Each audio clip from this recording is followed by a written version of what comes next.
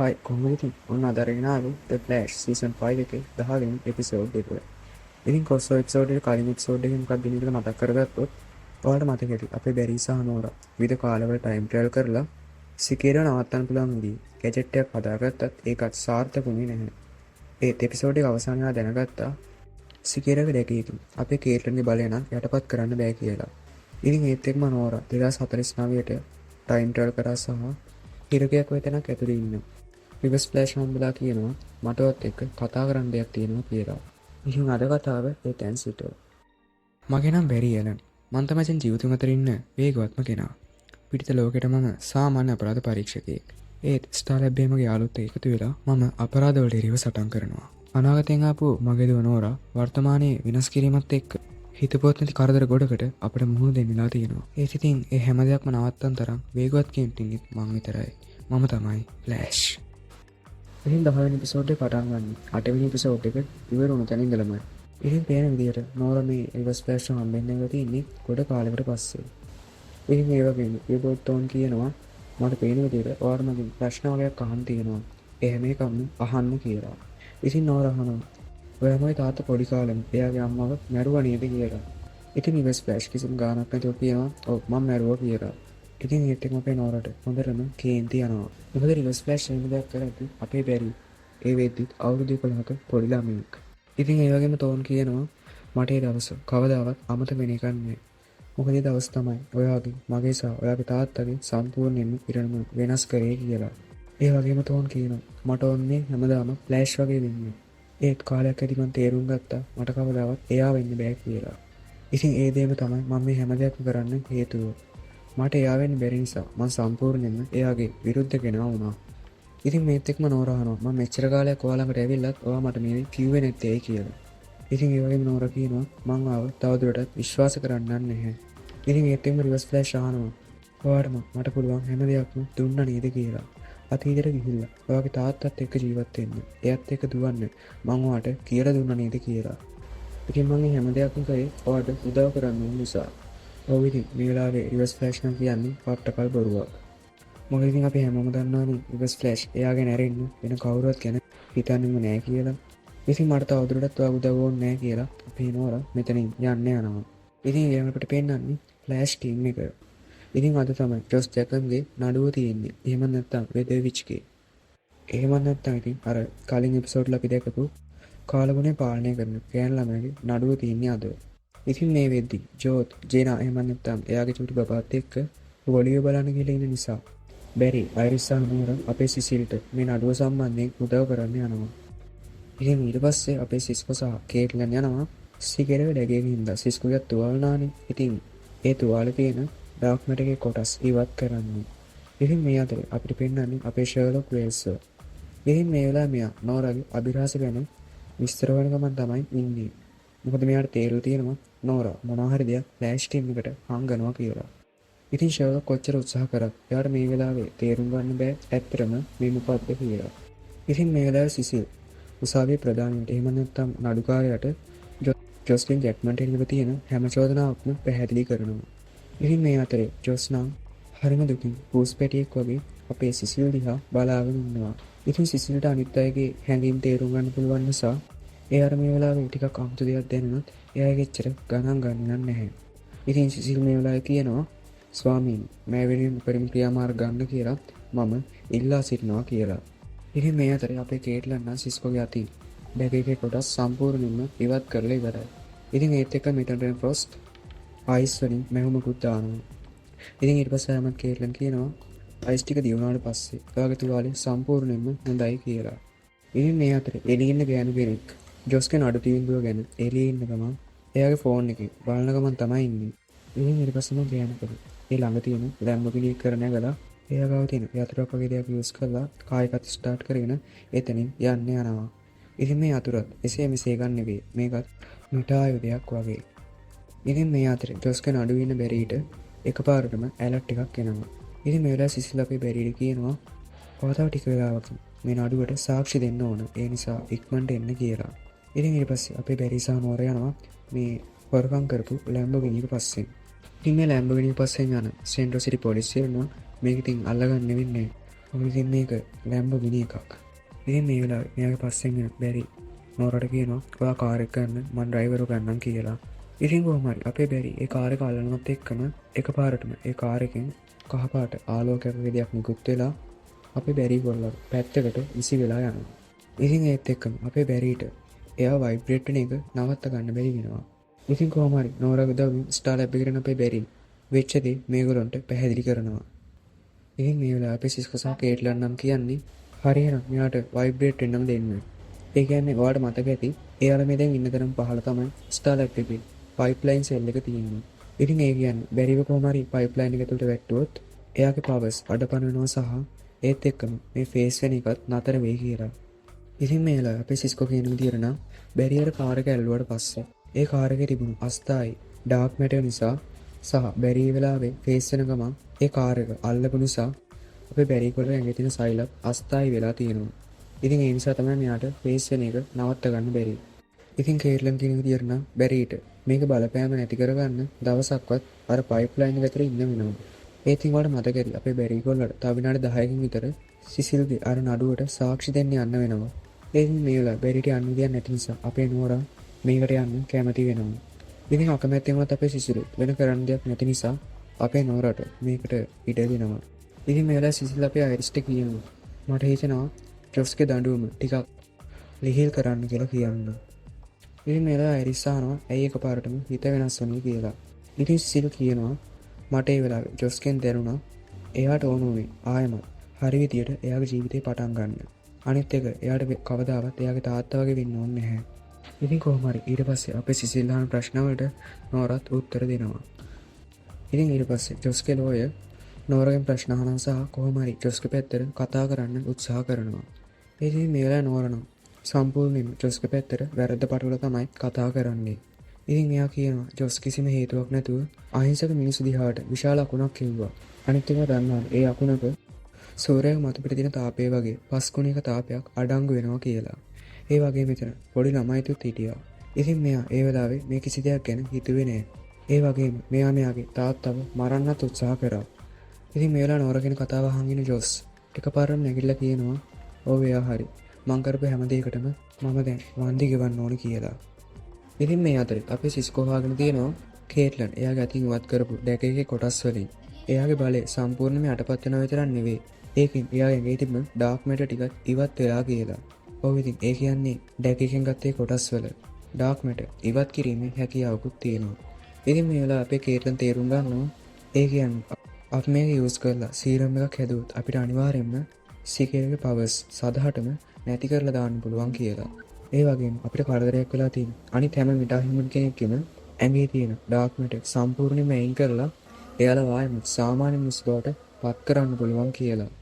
ඉතින් මේ වෙලාවේ සිස්කෝ කිව්වට මිටා හියුමන්ලට ප්‍රතිකාරයක් හදන්න පුළුවන් කියලා අපේ කේට්ලන් මේකට එච්චර කැමති වෙන්නේ නැහැ. මොකද ඉතින් එයා කියන විදියට හැම මිටා හියුමන් කෙනෙක්ම මිනිස්සුන්ට කරදරයක් නෙවෙයි. සමහර අය මිනිස්සුන්ට ගොඩක් උදව් කරනවා. ඒසින් සිස්කෝ කියනවා ඔව් වෙන්න පුළුවන්. ඒ වුණාට මේ හැම කෙනෙක්ම තමන් කැමැත්තෙන්ම මිටා හියුමන්ල වෙච්ච කට්ටිය නෙවෙයි. ඇක්සල් එක පිපුරුනාට පස්සේ එයාලවත් දන්නේ නැතුව තමයි එයාලා මිටා හියුමන්ල වුනේ. හරි ඒක අතාරින්කෝ. ඒත් ඉතින් ඩිවෝ එක සැටලයිට් එක විනාශ කරාට පස්සේ අපිම තමයි එයාලව මිටා හියුමන්ල කරේ. අපිත් මේ සම්බන්ධව වැරදිකාරයෝ. ඒ වගේම අපි මේ ප්‍රතිකාරය හැදුවොත් මිටා හියුමන්ලට තවත් අවස්ථාවක් ලැබෙයි එයාලගේ සාමාන්‍ය ජීවිතය ආයෙමත් ගත කරන්න. ඒත් ඉතින් කේට්ලන් නම් කියනවා සිස්කොට ඔව් සිස්කෝ ඒත් ඉතින් හැමෝටම නම් සාමාන්‍ය ජීවිතයක් ඕන වෙන එකක් නැහැ කියලා. ඉතින් ඒත් එකම කතාව අපේ ජොස් ජැක්මන්ව අයන් හයිට්ස් වලට එක්කන් යන දර්ශනයකට මාරු වෙනවා. ඉතින් මේ වෙලාවේ අර හොරගම් කරපු ලැම්බෝගිනි එකත් මෙයාලගේ පස්සෙන් එනවා. ඉතින් ඊට පස්සේ ඒ කාර් එකෙන් බහිනර ගෑනු කෙනා එයා ගාව තියෙන කී එකක් වගේ දෙයක් යූස් කරලා ජොස්ව අරන් යන ගමන් තිබුණු ට්‍රක් එක පාලනය කරන්න පටන් ගන්නවා. ඉතින් ඉස්සරහ හිටපු අර පොලිස් නිලධාරීන් දෙන්නම එතනම ලොක් කරලා දාලා මෙයා ජොස්වත් එක්කගෙන එතනින් පැනලා යනවා. ඉතින් මෙයා යන්නේ නම් නිකන් නෙවෙයි සැලුට් එකකුත් ගහලා. ඉතින් මේ අතරේ අපේ ෆ්ලෑෂ් ටීම් එක දැනගන්නවා ජොස් ජැක්මන් අයන් හයිට්ස් වලට අරන් යන ගමන් ඉද්දි නාදුරන ගෑනු කෙනෙක් ඒ ට්‍රක් එකට පහර දීලා ජැක්මන්වත් එක්කගෙන එතනින් පැනගත්තා කියලා. ඉතින් ඒ වගේම CCTV ෆුටේජස් වගේ බල ඉන්න මේගොල්ලෝ දැනගන්නවා ඒ ගෑනු කෙනා ගාව තියෙන අර කී එකත් ඩාර්ක් මැටර් ආරෝපණය වෙච්ච කී එකක් කියලා. ඉතින් ඒ වගේම මේ වෙලාවේ මෙයාගේ සැලුට් එක දකින අයිරිස් දැනගන්නවා අනිවාර්යෙන් මෙයා හමුදාවෙකුණු කියලා. ඉතින් ඒත් එක්කම අපේ සිස්කෝ DOD ඩේටාබේස් එකේ සර්ච් කරලා බලනවා මෙහෙම කෙනෙක් ඉඳලා තියෙනවද කියලා. ඔව් ඉතින් මෙයාලා හොයා ගන්නවා මෙයා එයා ෆෝස් එකේ හිටපු රේයා වැන් සෑන් කියලා කෙනෙක් කියලා. ඉතින් මෙයා ඒ වගේම මෙකැනික් කෙනෙක් සහ වෙහිකල් ඔපරේෂන් එක්ස්පර්ට් කෙනෙක්. ඒත් ඉතින් මෙයාව හදිස්සියෙම සේවෙන් පහ කරලා තියෙනවා. ඒකට හේතුවක් නම් මේ DOD ඩේටාබේස් එකේ සඳහන් වෙන්නේ නැහැ. ඉතින් මේ වෙලාවේ අපේ අයිරිස් කිව්වත් සිසිව් ජොස් ගැන තමන්ට කියපු දේ අපේ නෝරා නම් කියන්නේ නෑ ජොස් කියන්නේත් නරක කෙනෙක් තමයි. අර රේයා කියන කෙනාගේ උදව්වෙන් අයන් හයිස් ට්‍රාන්ස්පෝර්ට් ට්‍රක් එකෙන් පැනලා ගියෙත් ඒකත් මෙයාගේ ප්ලෑන් එකක්ම තමයි කියලා. ඉතින් ඊළඟට පෙන්නන්නේ රේයා සහ ජොස්ව. ඉතින් පේන විදියට නම් ජොස් දන්නවත් නෑ මේ රේයා කියන්නේ කවුද කියලා. ඉතින් එයා කියනවා ආයමත් මාව හිටපු තැනටම ගිහින් දාන්න කියලා. ඉතින් මෙයාලා මේ රේයා කියන කෙනා පැහැදිලි කරනවා ආගස් එකේ තියෙන ඉතා මිලාදික කාර් එකක් ගැන. ඉතින් මෙයා කියනවා අපි කොහොම හරි ආගස් එක ඇතුළට ගියොත් එතනින් එහාට අපිට පුළුවන් මේ මුළු නගරෙම පාලනය කරන්න කියලා. ඉතින් රේයාට ජොස් ඕන වෙන්නේ ආගස් එකට ඇතුළු වෙන තැනදී. මොකද ඒක තියෙන සිකියුරිටි සිස්ටම් එක ෂෝට් කරලා දාන්න පුළුවන් කෙනෙක් ඉන්නේ අපේ ජොස් විතරයි. එයාගේ මෙටා ගැජට් එක පාවිච්චි කරලා යවන අකුළු වලින් පුළුවන් ඒ සිකියුරිටි සිස්ටම් එක සම්පූර්ණයෙන්ම ෂෝට් කරලා දාන්න. ඔයා දැනටමත් අපරාධකාරී. ඒ වගේම මාත්. ඔයා දැන් වෙනස් වුණත් අනිත් හැමෝම ඔයා දිහා බලන්නේ ඒ විදියට කියලා. ඒ නිසා කරුණාකරලා මගේ මේ වැඩේට උදව් කරන්න කියලා කියනවා. ඉතින් ඊට පස්සේ ඔයා ඇති තේරුම් ගත්ත දවසක ආයෙමත් මාව හම්බෙන්න ඉන්න කියලා ජොස්ට මෙයා යන්න දෙනවා. ඉතින් ඊළඟට අපිට පෙන්නන්නේ ෂර්ලොක් වෙල්ස් සහ අපේ බැරිව. ඉතින් මෙයාලා ෂර්ලොක් වෙල්ස් බැරිගෙන් අහනවා බැරි ඔයාලට මතකද ගිය අවුරුද්දේ ඔයා ස්පීඩ් පෝස්ට් එකකින් හිටවට පස්සේ පිස්සුවෙන් වගේ ඔයා 아무තු සංකේත සහිත භාෂාවකින් මොනවාද වගේ ලිව්වා. ඉතින් ඔයා ඒ භාෂාව ගැන මොනවද දන්නේ? ඉතින් අපේ බැරිගොල්ලෝ උත්තර දෙනවා ඔව් මං හිතන විදිහට ඒක කාලයට සම්බන්ධ භාෂාවක්. ඒ වගේම ගිඩියන්ටත් බැරි වුණා ඒක ට්‍රාන්ස්ලේට් කරන්න. ඒත් ඉතින් අපේ සිස්කෝ නම් කොහොම හරි එක වාක්‍යයක් ට්‍රාන්ස්ලේට් කරගන්න සමත් වුණා. ඉතින් මේ අතරේ අපේ බැරි ෂර්ලොක්ගෙන් අහනවා මේකත් සීක්‍රට් ගැන දෙයක්ද කියලා. ඉතින් ඒත් එක්කම ෂර්ලොක් කියනවා නෑ මං ඉතින් ඩිටෙක්ටිව් කෙනෙක්නේ. ඒ නිසා මට මේ පරිසරේ හැමතැනකින්ම එක අභිරහස් දේවල් දැනෙනවා. ඉතින් මං හැම දැනෙද්දි ඒවා හොයනවා කියලා. ඉතින් ඊට පස්සේ ඔයාලට මෙතන ඉන්න කම්මැලි වගේ නම් මෙන්න මේ පොතත් කියවන්න කියලා ෂර්ලොක් අපේ බැරිට පොතකුත් දීලා එතනින් යන්න යනවා. ඉතින් ඒත් එක්කම ස්ටාර්ලැප් එකට ඇලර්ට් එකක් එනවා සෙන්ට්‍රල් සිටි එකේ සුලිකුණාටුවක් ඇති වෙලා කියලා. ඉතින් ඊට පස්සේ මෙලෝ විචාරයක් නැතුව එතනට අපේ නෝර දැනගන්නවා මේ සුලිකුණාටුව අපේ ජොස් හදපු බොරු කුණාටුවක් කියලා. ඉතින් මෙයාලා ජොස්ට ඕන්ලා තියෙන්නේ ෆ්ලෑෂ් හම්බෙන්න. ඒ ඉතින් නෝර කියනවා ඔය බොරු සුලිකුණාටුවක් නවත්තන්න ෆ්ලෑෂ් ඕන වෙන්නේ. ඒක මම්ම බලා ගන්නම් කියලා. ඉතින් මෙයාලා ජොස් අපේ නෝරගෙන් උදව් ඉල්ලනවා. ඉතින් ඒත් එක්කම නෝර කියනවා මේ අහන්න ඔයා මේ අනුකම්පාව ගන්න රංගපානික දැන්වත් නතර කරලා දාන්න කියලා. මොකද මම තවදුරටත් ඔයා වගේ අපරාධකාරයව විශ්වාස කරන මෝඩයෙක් නෙවෙයි කියලා. ඒ වගේම මම දන්නවා රේයා කියන්නේ ඔයාගේ යාළුවෙක්. එයා තමයි වට පැනලා යන්න උදව් කරේ. ඉතින් ඒත් එක්කම ජොස් කියනවා මේ අහන්න ඔය රේයා කියන කෙනාව මම අඳුරන්නේවත් නැහැ. අඩුම තරම මම එයාව දැක්කෙත් අදම තමයි කියලා. ඒ වගේම මට දැන් ඕන මං කරපු වැරදි ටික හරිගස්සගෙන ආයෙමත් හොඳ කෙනෙක් වගේ ජීවත් වෙන්න. මට කවදාවත් මගේ තාත්තා වගේ වෙන්න ඕනේ නැහැ. අනේ කරුණා කරලා මට මේකට උදව් කරන්න. ඉතින් නෝරා අහනවා ඇයි ඔයා ඒකට මගෙන් උදව් ඉල්ලන්නේ කියලා. ඉතින් ජොස් කියනවා ඔයා සුපිරි වීරයෙක්. ඉතින් ඔයා කියන දේ මිනිස්සු අහනවා. ඉතින් කරුණා කරලා මට උදව් කරන්න මිනිස්සුන්ට මේක ඔප්පු කරන්න මම තාමත් හොඳ කෙනෙක් කියලා. ඒ වගේම මම මගේ තාත්තා වගේ නෙවෙයි කියලා. ඉතින් මෙයා නෝරාගෙන් ඉල්ලන්නේ එකම එක අවස්ථාවක් විතරයි. ඉතින් කොහොම හරි ඒකට කැමති නෝරා මෙයාව එක්කන් ඉන්නේ සෙන්ට්‍රල් සිටි පොලිසියට. ඔව් ඉතින් මෙයාව පොලිසියට බාර දෙනවා. ඉතින් මේ වෙලාවේ ජොස් කොච්චර කෑ ගහලා කිව්වත් මේ හැමෝටම මම වැරදිකාරයෙක් නෙවෙයි. ඒ වගේම මං එතනින් පැනලා ගියේ නැහැ. වෙන කෙනෙක් කියලා තමයි මාව එතන කිඩ්නැප් කරේ කියලා මේ කවුරුවත් ඒක විශ්වාස කරන්නේ නැහැ. ඒ වගේම අපේ නෝරත් කියනවා මම තවදුරටත් අපරාධකාරයන් විශ්වාස කරන කෙනෙක් නෙවෙයි. ඉතින් මේ සිදුවීම පැත්තකින් අපේ අයිරිස් බලාගෙන තමයි ඉන්නේ. ඉතින් ඊට පස්සේ අපිට පෙන්නන්නේ ස්ටාර්ලැබ් එක වටේ දුව ඉන්න අපේ නෝරව. ඉතින් ඒත් එක්ක මෙතනට එන අයිරිස් කියනවා ඔයාගේ තාත්තා එයාගේ හිතට වදින මොන හරි දෙයක් තියෙනකොට ඔය දෙයම කරනවා. ඒ ඉතින් නෝරා කියනවා නෑ නෑ මගේ හිතේ නම් කිසි දෙයක් නෑ කියලා. ඉතින් ඒත් එක්කම නෝරා අයිරිස්ගෙන් අහනවා ඔයා ජොස්සාරේ අතරින් සම්බන්ධය ගැන මොන හරි දෙයක් හොයාගත්තද කියලා. ඉතින් අයිරිස් නම් කියන්නේ නෑ මට ඒ වගේ දෙයක් නම් හම්බුනේ නෑ කියලා. ඉතින් මේ වෙලාවෙත් අයිරිස් අපේ නෝරට කියන්න උත්සාහ කරන්නේ හැම කෙනෙක්ම එයාලා පේන තරම් නරක කට්ටිය නෙවෙයි කියලා. ඉතින් ඒ නිසා ඔයා අනිවාර්යයෙන්ම ජොස්ටත් අවස්ථාවක් දෙන්න කියලා අයිරිස් කියනවා. ඒ වගේම ඉතින් ඔයා මං කියන දේ විශ්වාස කරන්නේ නැත්තම් ඔයා ඔයාගේ තාත්තගෙන් අහලා බලන්න. මොකද ඔයාගේ තාත්තා හැම කෙනෙක්ටමත් වැඩිය අනිත් අයට අවස්ථාවක් දෙන කෙනෙක්. හරි ඉතින් ඊළඟ අපිට පෙන්වන්නේ අර සීරම් එක හදන්න උත්සාහ කරන අපේ සිස්කෝව. ඉතින් මේ වෙලාවේ වැඩේ හරියාගෙන මෙද්දි එකපාරටම මෙතනට කිලර් ෆ්‍රොස්ට් ඒ වැඩේ අවුල් කරලා දානවා. ඉතින් සිස්කෝ අහනවා ඔයා මොකද්ද මේ කරන්නේ කියලා. ඉතින් ඒත් එකම ෆ්‍රොස්ට් කියනවා ඔව් මන් දන්නවා සිකේට එකපාරක් ඔයාව මරන්න උත්සාහ කරා. ඉතින් ඒ නිසා තමයි ඔයා මේ සීරම් එක හදලා. ඔයා විතරක් නෙවෙයි අපි හැමෝම බේර ගන්න හදන්නේ. ඉතින් සිස්කෝ ඒ වගේම කියනවා ඔව් ඔයා හරි. බලන්න හැම සුපිරි වීරයෙක්ටම පවුලක් ඉන්නවා. අපේ බැරිට ඒ වගේම ඔයාසා කේට්ලුන. ඔයාලා දෙන්නත් එක්තරා විදිහක එක පවුලක්. ඒ ඉතින් මට කිසිම කෙනෙක් නැහැ. මට වයිෆ් කෙනෙක් ඕන. ඒ වගේම ජෝඩි බබෙක් ඕන. ඒ වගේම මට සිස්කෝ රමෝන් විදියට මගේ සාමාන්‍ය ජීවිතය ගත කරන්න ඕන. ඔයාට ඉතින් මේ දේවල් තේරෙන්නේ නැහැ කියලා. ඒත් ඉතින් ෆස්ට් සිස්කෝට කියනවා සිස්කෝ මේ අහන්න ඔයාගේ බලයන් සහ පවුල ඒ දේවල් එකිනෙකට කිසිම විදිහකින් ප්‍රශ්නයක් වෙන්නේ නැහැ කියලා. ඒකින් සිස්කෝ කියනවා ඔව් වෙන්න පුළුවන්. ඒ වුණාට මම ෆ්ලෑෂ් නෙවෙයි. ඒ වගේම මට ෆ්ලෑෂ් වෙන්න ඕනෙත් නැහැ. මට ඕන මමම වෙන්න. ඉතින් මේ ප්‍රතිකාරය තමයි ඒකට එකම මාර්ගය.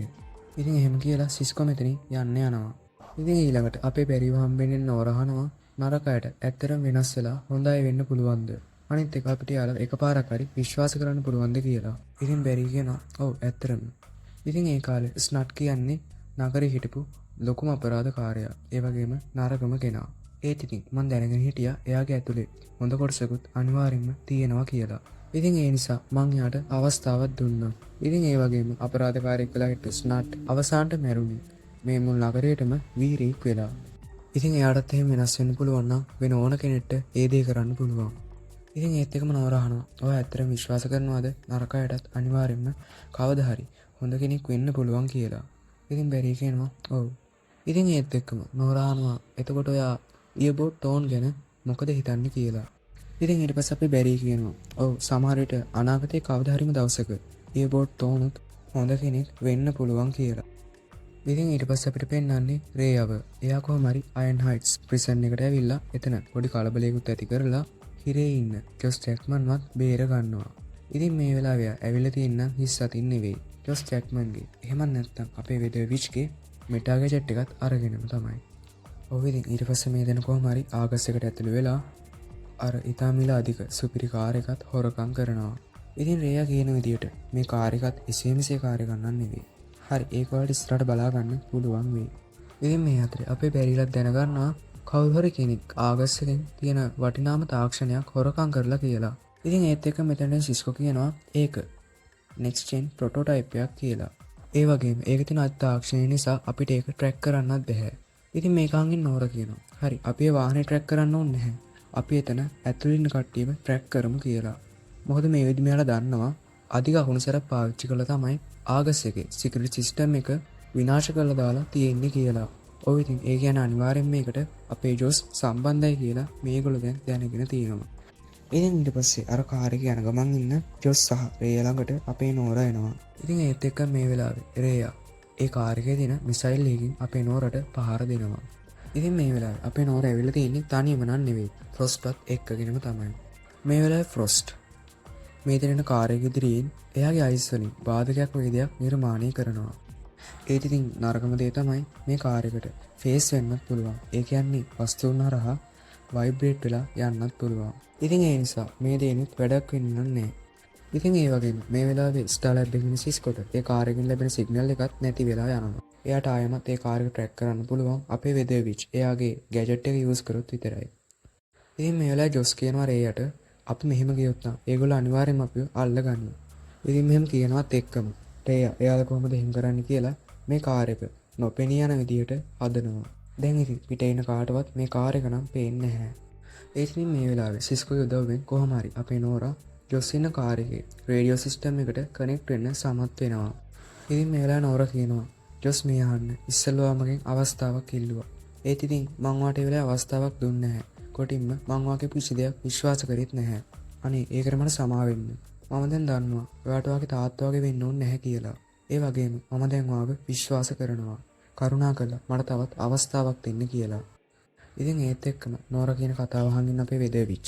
එහෙම නැත්නම් ජොස්ලින් ජැක්මන් එයාගේ බලය පාවිච්චි කරලා එයාලා යන පාර අයිස් කරනවා. ඉතින් ඒ නිසා සිස්කොට ආයමත් මේ කාර් එකේ සිග්නල් එක ලැබෙනවා සහ මේ වෙලාවේ අපේ නෝරා හැප්පෙන්නේ නැතුව යන්තම් කොහොම හරි බේරෙනවා. හරි ඔන්න ඉතින් මේ වෙද්දි අපේ බැරිගේ පැය 24ත් ඉවර වෙලා. ඉතින් දැන් එයාට පයිප්ලයින් එකෙන් එළියට එන්න පුළුවන්. ඉතින් මේ වෙලාවේ පයිප්ලයින් එකේ එළියට බැරි අපේ නෝරට කියනවා නෝරා මට පේන විදියට ඔයාගේ ස්නට් හොයාගෙන වගේ. ඉතින් මෙයා මේ කියන්නේ ජොස් ගැන. ඉතින් මේ අතරේ අපේ කේට්ලනුත් කැමති වෙනවා සිස්කොගේ මෙටාහිමන් ප්‍රතිකාරය හදන්න උදව් කරන්න. ඒත් ඉතින් එක කොන්දේසියක් මත. ඉතින් ඒ කොන්දේසිය තමයි මොනම වෙලාවකවත් අපි කාටවත් බල කරන්නේ නැහැ මේ මෙටාහිමන් ප්‍රතිකාරය ගන්න කියලා. එයාලේ ප්‍රතිකාරය ගන්නව නම් ගන්න එයාලගම කැමැත්තෙන් විතරයි. ඉතින් අපේ සිස්කොත් මේ කතාවට සම්පූර්ණයෙන්ම එකඟ වෙනවා. ඉතින් ඊට පස්සේ එපිසෝඩ් එක අවසානයේ පෙන්නන්නේ ඉයර්බෝඩ් තෝරන්න හම්බෙන්න යන නෝරා. ඉතින් මේ වෙලාව නෝරා කියනවා මම තමන්ව තවදුරටත් විශ්වාස කරන්නේ නැහැ. ඒ වුණාට මම තමුන්ට තව එක අවස්ථාවක් දෙනවා මට උදව් කරන්න. තමුන් මට ඔප්පු කරලා පෙන්නන්න ඕන තමුන් හොඳ කෙනෙක් කියලා. ඉතින් ඊට පස්සේ නෝරා කියනවා හොඳයි.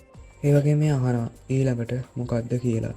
ඉතින් මේ අතරේ අපේ ෂර්ලොක් වෙල්ස් ගිඩියන්ව හම් වෙනවා සහ මේ අහනවා ගිඩියන්ගෙන් ගිඩියන් මට ඔක්කොම ෆයිල්ස් වලට ඇක්සස් තියනවා නේද කියලා. ඉතින් ගිඩියන් උත්තර දෙනවා ඔව් ඩොක්ටර් වෙල්ස් මොන ෆයිල් එකද මම ඕපන් කරන්න ඕන කියලා. ඉතින් ෂර්ලොක් කියනවා ගිඩියන්ට නෝරා වෙස් ටැලන්ට් සම්බන්ධ ෆයිල් එක ඕපන් කරන්න කියලා. ඒත් ඉතින් මේ වෙලාවේ ෂර්ලොක් වෙල්ස් දැනගන්නවා දැනටම ඒ ෆයිල්ස් ඔක්කොම නෝරා විසින්ම පර්මනන්ට්ලි ඩිලීට් කරලා කියලා. ඉතින් ඒත් එක්කම 10 වෙනි එපිසෝඩ් එක ඉවර වෙනවා. හරි එහෙනම් ඊළඟ එපිසෝඩ් එකෙන් ඉක්මනට හම්බ වෙමු.